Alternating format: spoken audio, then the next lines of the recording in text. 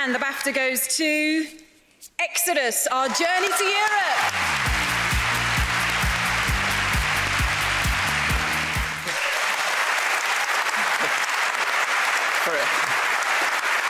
Thank you, James. For you to understand how surreal this moment for me is, exactly 20 months ago, I was on a dinghy trying to cross from Turkey to Greece, and I'm here right now. It's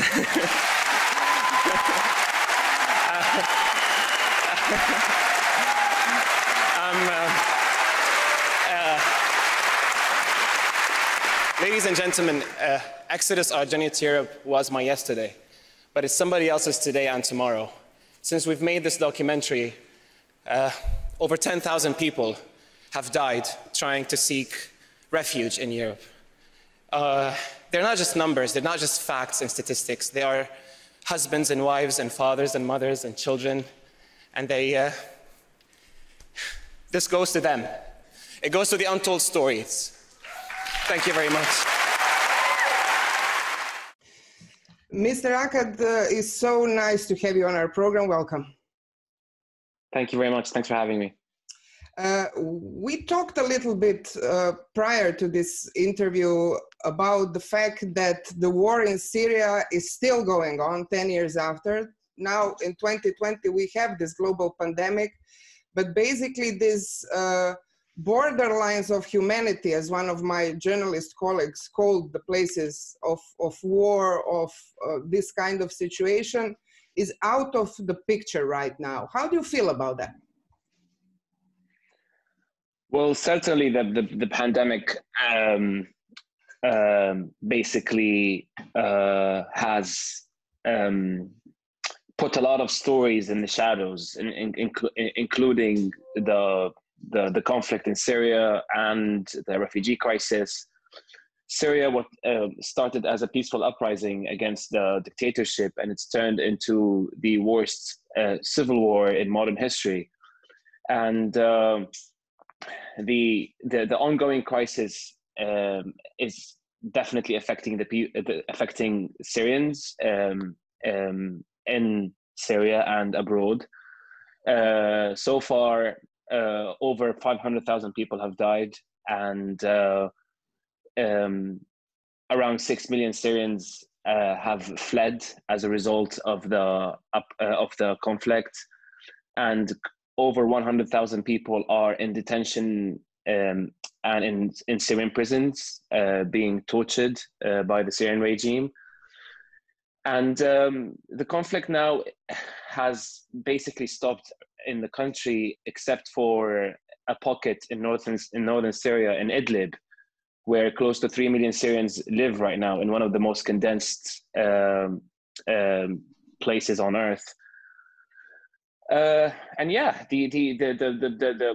as the economic collapse, the collapse of society, COVID-19. I mean, as bad as it is, but from speaking to my friends and my family back home, it's not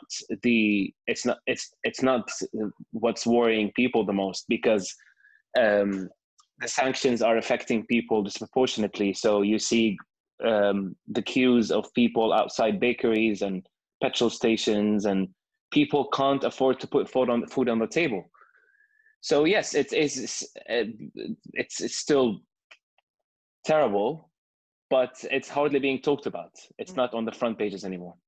And how do you personally feel? Because I remember, 5 years ago, I was working a lot about around the world. And when 2015 happened, and when here in Southeast Europe, where we had war at the beginning of the 90s, thousands and thousands of people came from Syria, were passing through this country. You alone went on this journey with a dinghy. When you think about it now, when you think about Arab Spring, you as young people first revolting against Assad, then you got tortured and beaten up, and still we have Assad in power, and still we have this resentment and basically rejection of the overall refugee population. So your personal feeling towards that, it's been 5 years since then. Well, I'm very disappointed, because I mean, this is really affected our lives. I haven't seen my family. I haven't seen my family. What was started as a spontaneous civil uprising in order to get rid of dictatorship and tyranny has led us here. And the causes behind this is that there isn't enough. The international community is not basically adamant enough to get rid of the get rid of the dictatorship in Syria. Now, a lot of people were asking for UN-led solutions, but UN-led solutions are crippled by Russian and Chinese vetoes, and there's no solution. And the people who are paying for this are just civilians who've lost. Again, I told you, hundreds of thousands of lives. They've lost their homes. They are now in a diaspora close to 6 million Syrians. And it's very disappointing. It's very disappointing to all of us. You put yourself out there. You filmed your story. You got, at the end, BAFTA, which is the most prestigious British award for your documentary, basically about your journey, exodus to Europe. You went this path, and then you came to Britain in the year when they voted Brexit. After all this suffering basically went through, you came to the country that got a referendum. One of the biggest burning issues was the refugee from the side of Farage and all these guys. So how was it for you, standing first in this dinghy there, and then at the end coming to Calais, and then entering this island country that decided what it has decided? So I did my journey in late 2015 during the peak of the refugee crisis. And as you were saying, hundreds of thousands of people were doing the boat crossing from Turkey to Greece, through the Balkan countries to Western Europe. And the tiny minority of people wanted to go to Britain, including myself. Now, when I made a decision that I wanted to go to Britain, it was purely because I could speak English and it would be easier for me to integrate and basically restart my life after hitting rock bottom. But little did I know that I was basically, unfortunately, claiming asylum in a country and potentially living here for the next 10, 20 years of my life, where society has become so divided over the idea of Brexit. Obviously started this. Brexit, in my opinion, Britain has already got an amazing deal. I mean, Britain is not part of the Euro and it's not part of the Schengen, so they already have an amazing deal. But still, they voted to leave the EU, and it was all about sovereignty and patriotism and getting our borders back and getting our laws back. And that was unfortunate because I did not want to live in a country where people celebrate the ending of freedom of travel. I coming from somewhere where it's impossible for me to get a visa anywhere, and the privilege of traveling and being able to live and study and work and retire in over 30 countries in the EU, people voted to get rid of this. But why? Why would you do that to yourself? And I arrived to Britain, where Nigel Farage was standing in front of breaking point posters, and there was the anti-refugees and anti-migrants rhetoric was on the rise, and it's. I kept wondering if I actually made the right decision of coming here. I mean, Britain as a country is great. People here, at least from the people I've met, are amazing. But it's very unfortunate that the populism which took over Europe, including Britain after the refugee crisis, has led to Brexit, and it's not on every front now. I mean, today there was an article in the Guardian about they're trialing the Brexit borders, and they ended up with a 5-mile queue of lorries in Kent. So it just felt like the country shot itself in the foot. And sadly, the politicians and these figures who have convinced British people to vote this way will not be paying as a result of it. It's the normal people whose lives will be affected as a result of Brexit who will be paying for this. You've said very interesting thing. That is the sentence basically that all the people in this world who are, you know, want to have the chance somewhere else where when they cannot live in their country is that, you know, I want opportunity, not sympathy, and I don't want that people see me as a symbol of pain. Okay, you showed your story in this BAFTA award-winning documentary, but how did you accommodate? How did you find yourself in the society? I live in London, and London is very different to the rest of Britain. London is its own bubble. The people I've met have all been incredible. I've made incredible friendships here, and I decided to film my journey and to make that film because I wanted people, not just in Britain, because the documentary was shown around the world. I wanted people to walk in our footsteps, to understand what causes someone to flee their home, and eventually go on this life-threatening journey. And it was widely received and very positively received, and people. It did what I made the film to do. I told my story because I wanted people to have empathy. And it's just touching on your point of opportunity, not sympathy. That's true, because I don't want to be portrayed as a victim. In a way, we are survivors, and refugees and migrants in general, what they want to feel part of the society they decide to make their home, and they want to feel like they can contribute to the community, to their new communities. And I have, in my own way, I have done that this year. I mean, I have been very active on many fronts, and it's the dream to again. I'm building a new home, and I want to feel like I can belong. It's hard to pick just one hero at a time like this, especially with the trauma that's risen from the COVID-19 pandemic. There are so many examples of people from all walks of life rising to meet this challenge with bravery and kindness.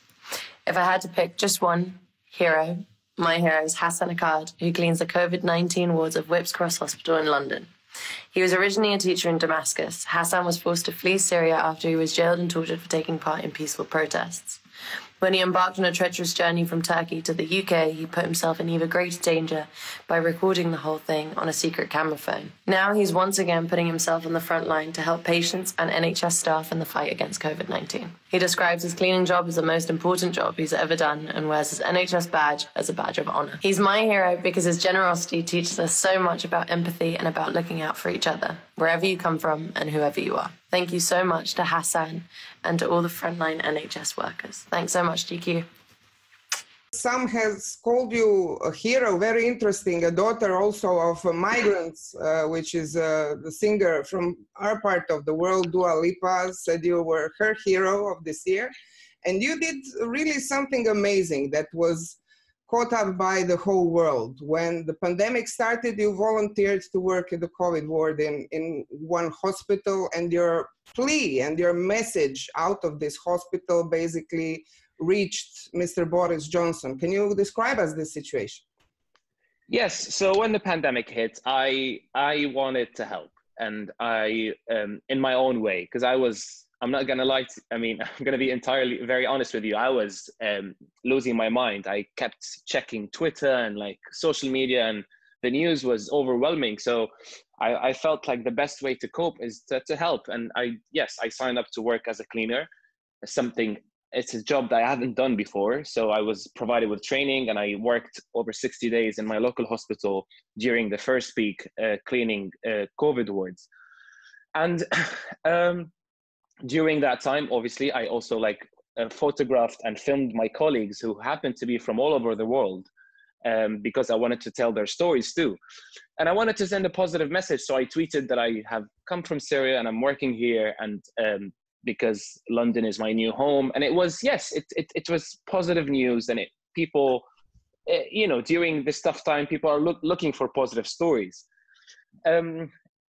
and obviously Dua Lipa called me her hero, as he said, but it was great of her, but I don't consider myself a hero because for a lot of reasons, I wouldn't like to call myself a hero, but I did not want to go down as just a positive story. So when I heard that the British government has excluded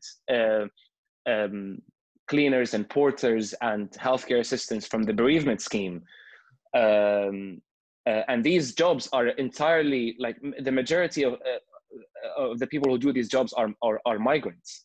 So they are the people who basically need the scheme. And the scheme is, if you die on the front line, your family gets indefinite stay in the UK. So I felt like it was very unfair. I felt like this is this is something that I would expect to happen, to be honest, in a dictatorship, not in one of the oldest democracies in the world. So I was disappointed. I felt like I have to speak up. I have to do something. So I did a video to Boris Johnson. I put it on Twitter, and 5 hours later, it had generated around 4 or 5 million views, and it forced the government to backtrack. Hi, Boris. Hello, Mr. Prime Minister. My name is Hassan Akkad, and I am proudly working as a cleaner in a hospital 10 miles away from the hospital which you were in.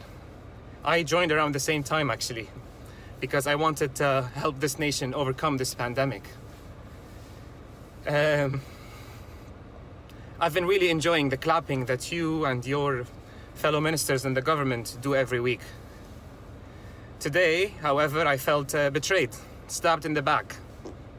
I felt shocked to find out that your government decided to exclude myself and my colleagues who work as cleaners and porters and social care workers who are, we are all on minimum wage. You've decided to exclude us from the bereavement scheme. So if I die fighting coronavirus, my partner isn't allowed an indefinite leave to remain. This is your way of saying thank you to us. Now, I'm sending you this message hoping that you will reconsider. Because I did see a humble Boris after you were discharged from hospital. I saw a different Boris. So, us migrants are on the front line doing these very demanding jobs to help this nation overcome this pandemic. And the least you can do, if we die, to give our families indefinite leave to remain. Please reconsider. And I hope to hear back from you. Thank you. And yes, I was very proud of what I had done. And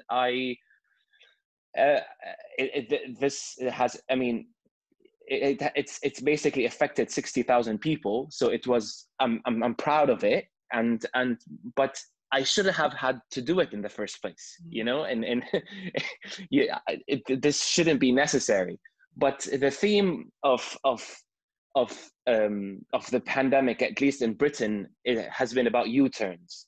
This government has made so many decisions, and then they backtracked after the public, lobbied and campaigned to do this. Marcus Rashford, the football player, had to campaign to force the government to feed hungry children during the Christmas, during the holiday break, during the school break.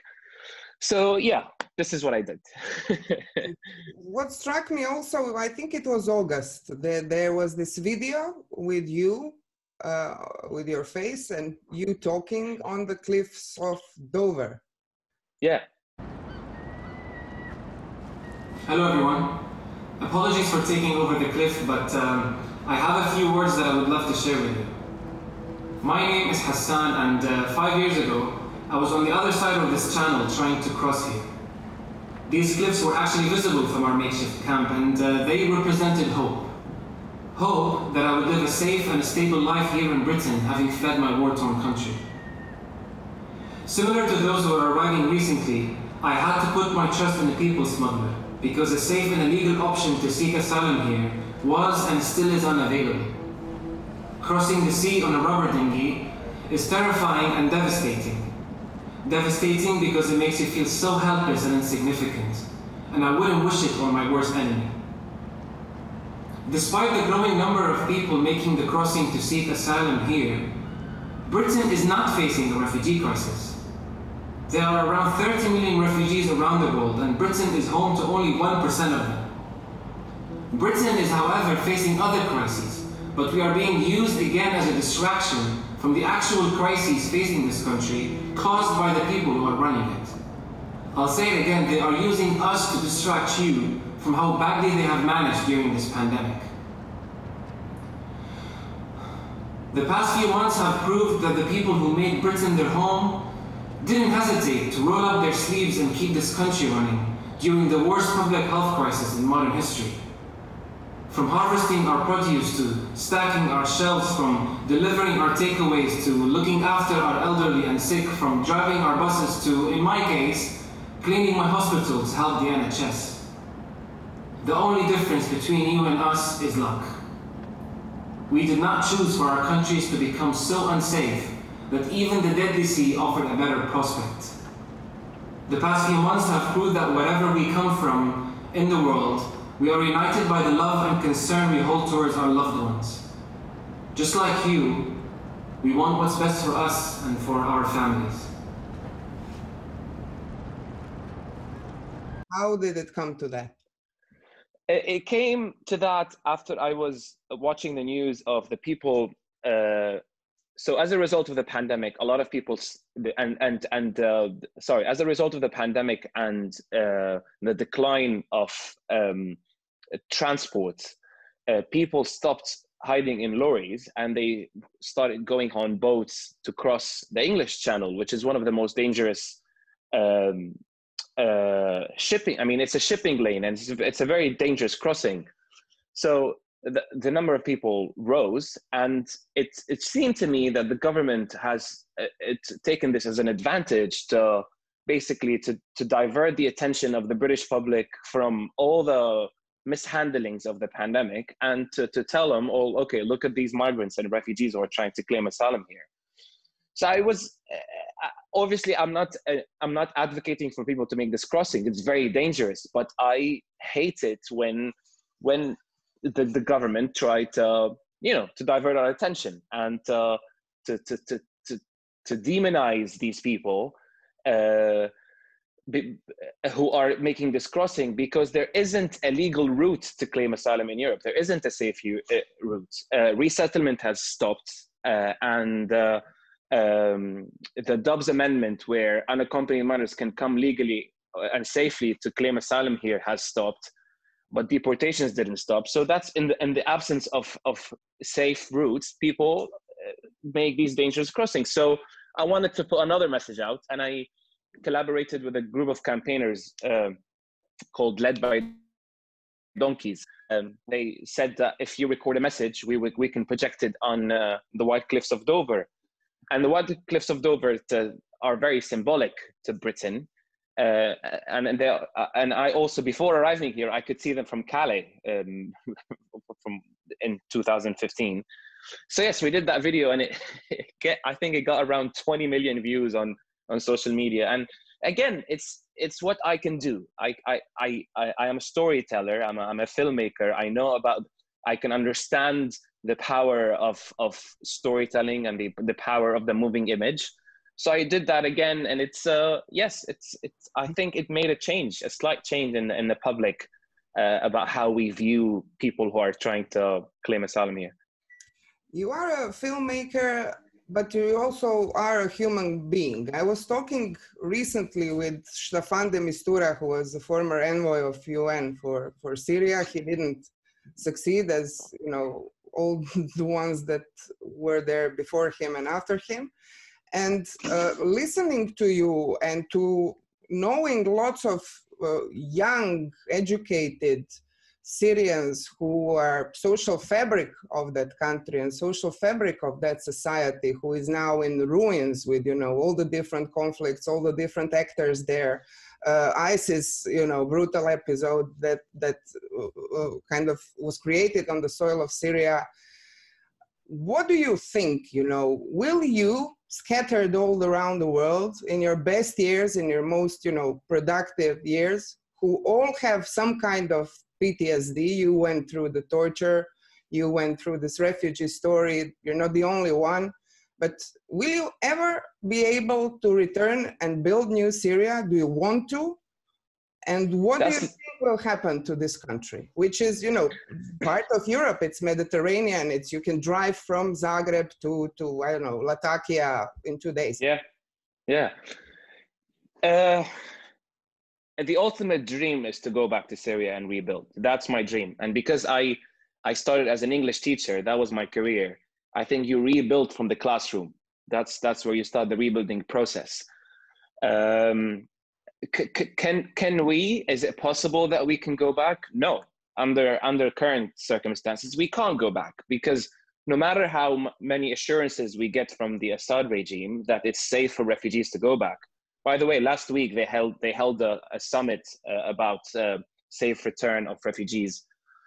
No one trusts them. How could you trust a regime that bombed its own citizens to using barrel bombs and Scud missiles and chemical weapons? I mean, if anyone can trust them, then I'll trust them. But I'll tell you from my own circle of friends, literally everyone's dream is to go back. But no one can feel safe having encountered what they encountered back home. On a personal level, I was detained twice during the uprising, and I was tortured. My arms were broken, and my ribs were also broken in prison. I can't go back under this in these circumstances. There's no way that I can go back.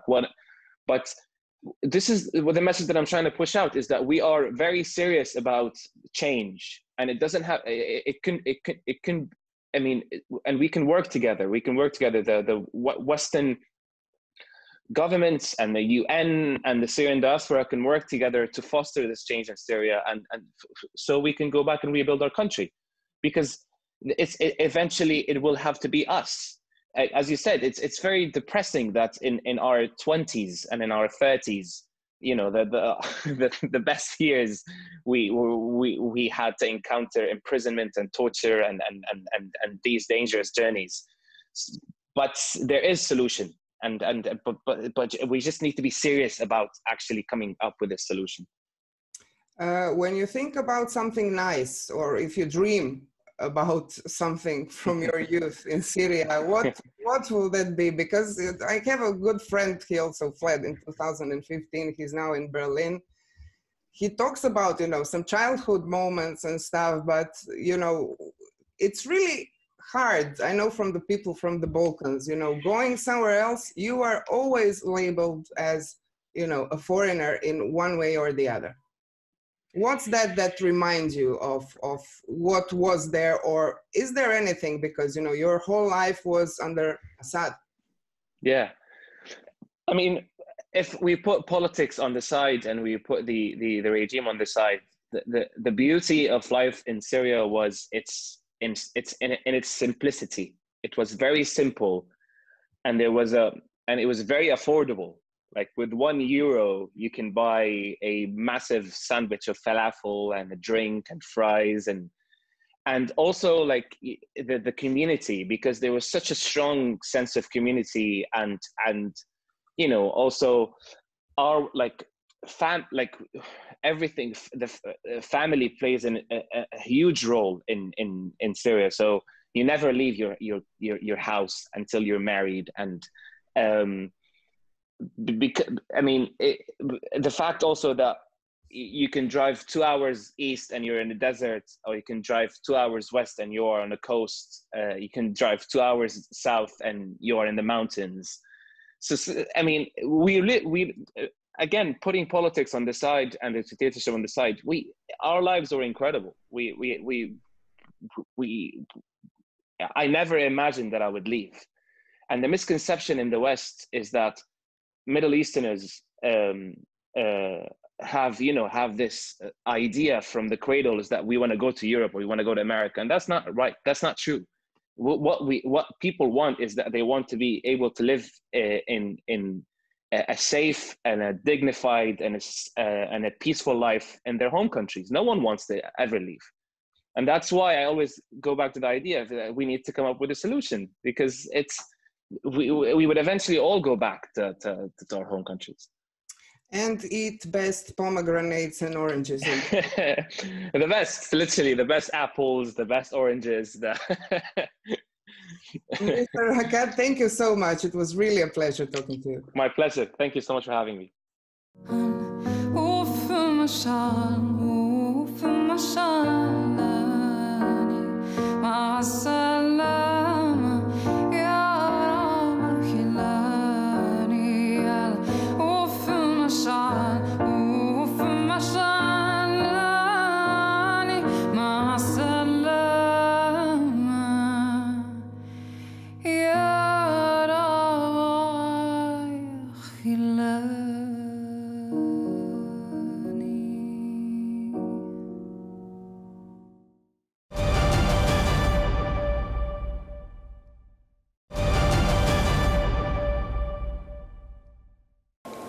Drago mi je što u Global Fokusu mogu pozdraviti Bedranu Ribo, zastupnicu Zelene stranke u Austrijskom parlamentu. Dobar dan i dobrodošli. Dobar dan, hvala na pozivu.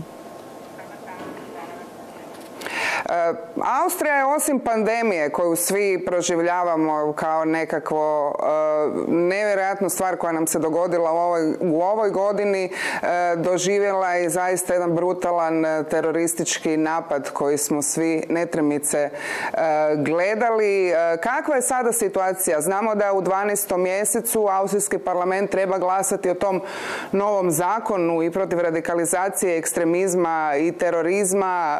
Što se tu događa? Pa, kao što kažete, taj napad nas je jako pogodio, ne samo Beč ili Austriju, taj napad je pogodio, ja mislim, cijelu Europu.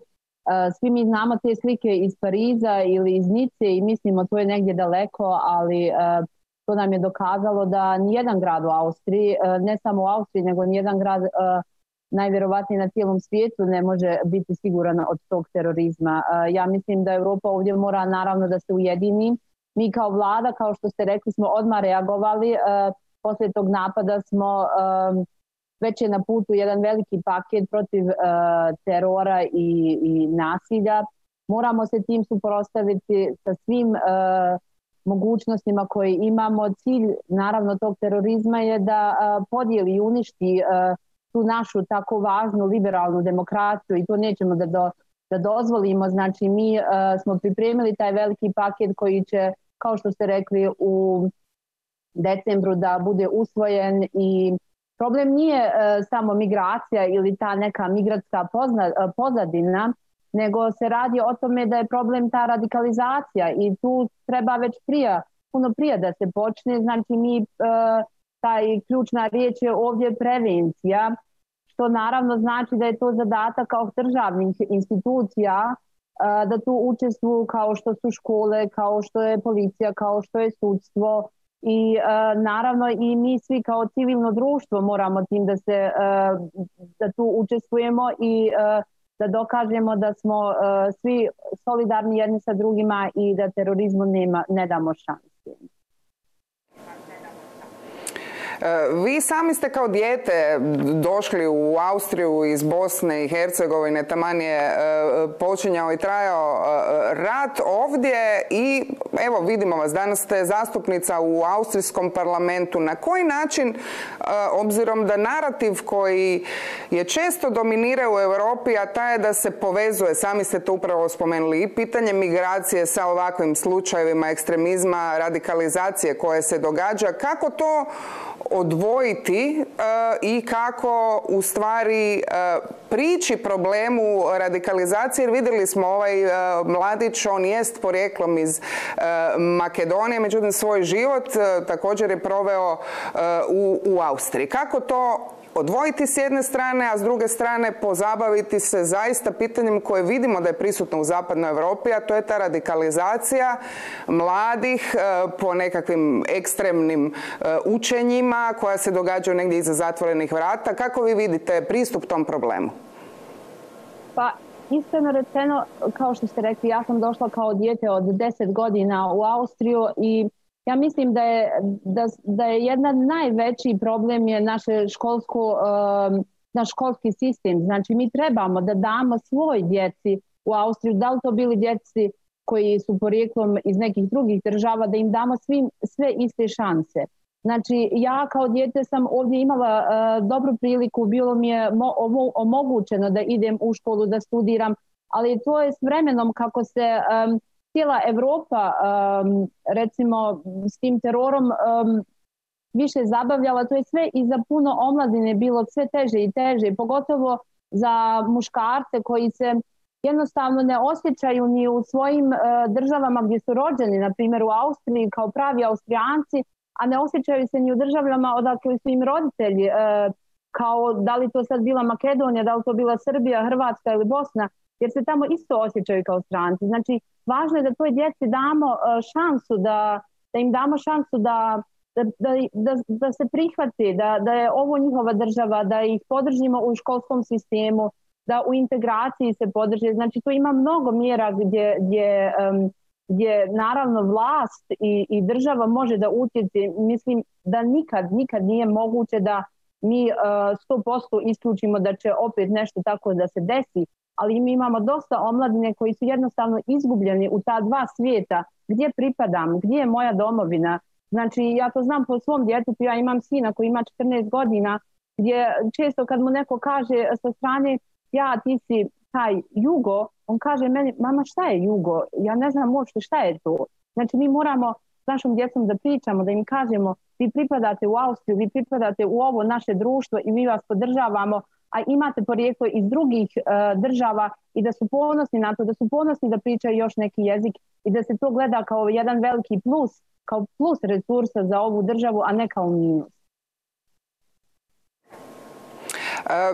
Europska komisija je sad za njemačkog predsjedanja Europskom unijom predstavila taj novi kompakt, dakle o migracijama i azilu. Znamo od 2015. i velike izbjegličke krize do danas jako različit je bio stav različitih europskih država.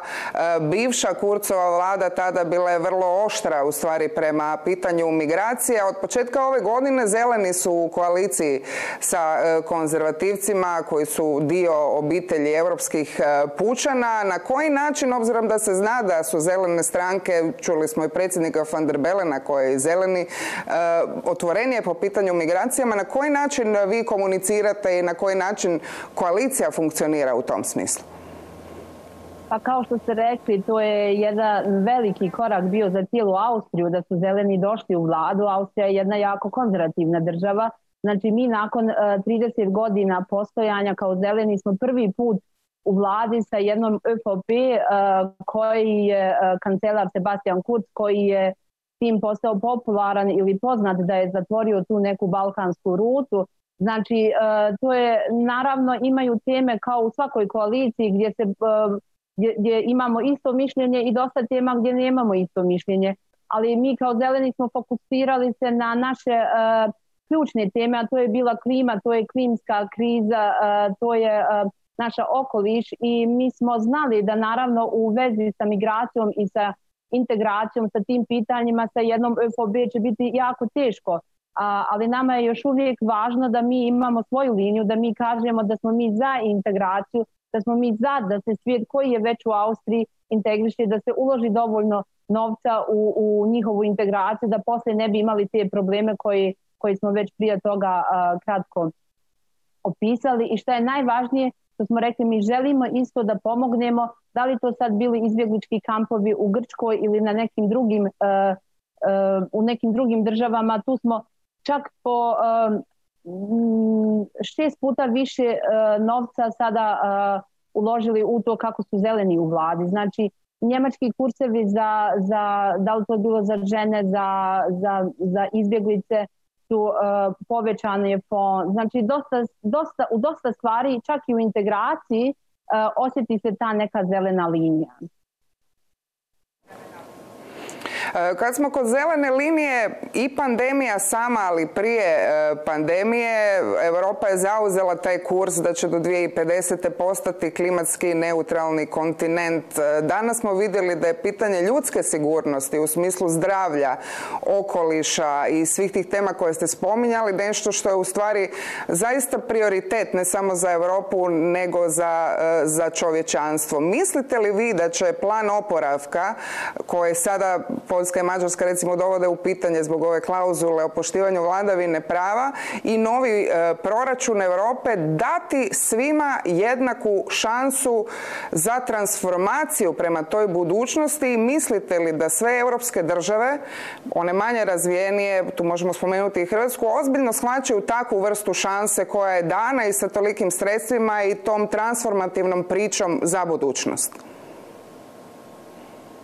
Ukratko, ja lično mislim da je ova pandemija u isto vrijeme i šansa.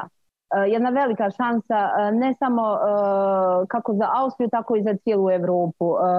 Na primjer, mi se nalazimo u toj klimatskoj krizi, kao što ste rekli, i EU ima taj cilj, Evropska unija ima taj cilj da postanemo klimatski neutralni do 2050. godine. Mi kao zeleni u vladi smo sebi stavili cilj da želimo da postanemo do 2040. godine već klimatski neutralni i tu smo uložili mnogo truda i stavili smo mnoge velike pakete, time ti želimo da uspijemo. Na primjer, samo da vam kažem par projekata naših koji su jako bitni, to je paket mjera bonus za popravke. Da li to bio, mi ulazimo puno u zdravstveni sistem, onda malo mi je teško na bosanskom za to sve kažem, u tu širenje obnovnih energija, u širenje javnog transporta. Znači, jedan veliki projekat je 1, 2, 3 tiket, to znači da u cijeloj Austriji od 2021. godine moći ćete za samo 1 euro po danu da se vozite sa svim javnim busevima, tramvajima, vozovima. Znači 365 eura karta za cijelu Austriju za 1 godinu. To je jedan zeleni veliki projekat koji mi realizujemo sljedeće godine. A ta jedna tema koju ste rekli, da li stvarno iste šanse imaju zemlje koje su više razvijene ili manje razvijene, i mislim, to se samo odgovara. Naravno da nemaju svi iste šanse. Mislim, to je tako. Države koje imaju bolju podlogu, države koje su moćnije, mogu naravno da sebi priušte više i da više ulože u, da li to bilo u okoliš, da li to bilo u neke druge stvari. Sam primjer je balkanske države koje su prije nepunih 25 godina preživjele rat. Mislim, to je nemoguće da se poredi jedna Bosna ili jedna Hrvatska čak malo više, ali na primjer jedna Bosna ili jedna Makedonija sa stanjem u Austriji sada. Iako i Austrija nije još uvijek što se tiče klimatskih ciljeva na nekom velikom nivou kad je poredimo sa drugim državama. Znači, tu nemamo svi iste šanse i ja lično mislim da je Europa tu taj ključni saradnik, da Evropsku uniju, znači EU, treba da uzmemo da ona treba da preuzme odgovornost čak i za te države koje nisu u mogućnosti, da budemo solidarni, da podržimo jedne druge, jer nije cilj, mi kao zeleni ne shvatamo to tako da je cilj da jedna Austrija ili jedna država kao Njemačka napreduje, a da u smislu jedna Hrvatska i dalje ostaje na istom, da stagnira ili čak da joj je lošije. Sama ta pomisao u zdravstvenom sistemu, kad vam kažem da je jedna Njemačka otvorila svoje granice za skoro sve zdravstvene radnike i naravno da svijet sa Balkana ide u Njemačku, što znači da mi na Balkanu, da li to bila Hrvatska ili Bosna, imamo gradove gdje nemamo dovoljno liječnika, gdje nemamo dovoljno zdravstvenog osoblja. Mislim, to ne može i ne smije biti cilj.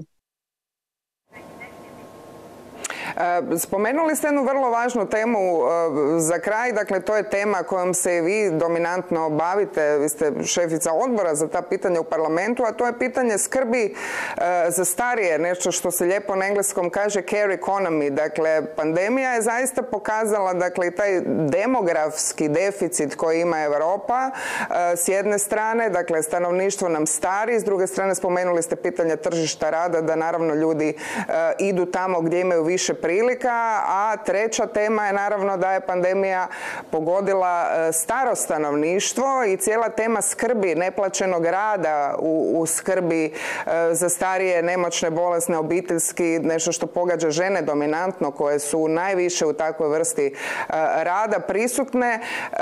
Ima li Europa kao svoj zeleni plan i taj nekakav care plan, dakle plan o skrbi za budućnost, jer to će biti tema i u zdravstvu i u društvenom smislu vrlo, vrlo važna za našu budućnost?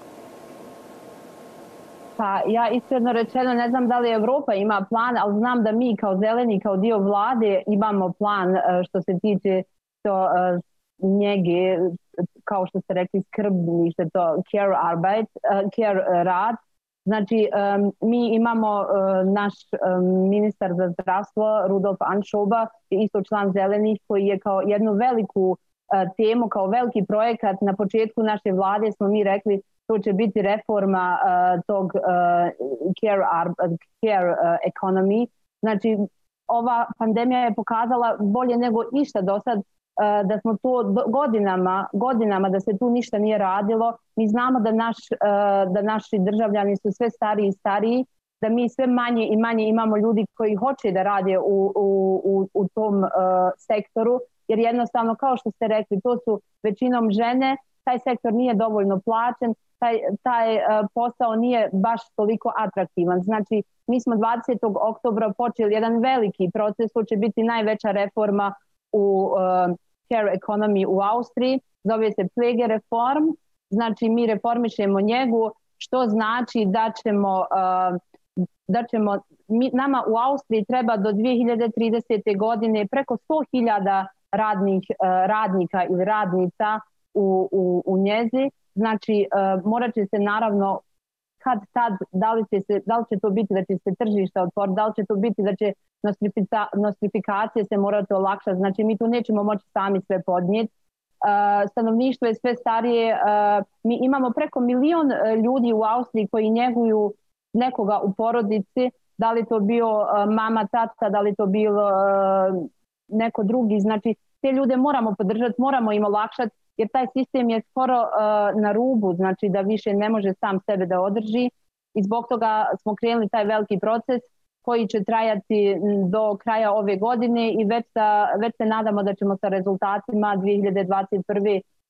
Moći da se javimo u javnost. Znači želimo da imamo u 50 općina u 500 općina u cijeloj Austriji community nurses, to su medicinske sestre kao u skandinavskim zemljama koje rade u preventivnom radu njege. Znači želimo da olakšamo ljudima koji njeguju svoje najmilije da dobiju pravo, zakonsko pravo na jedan slobodan dan u mjesecu.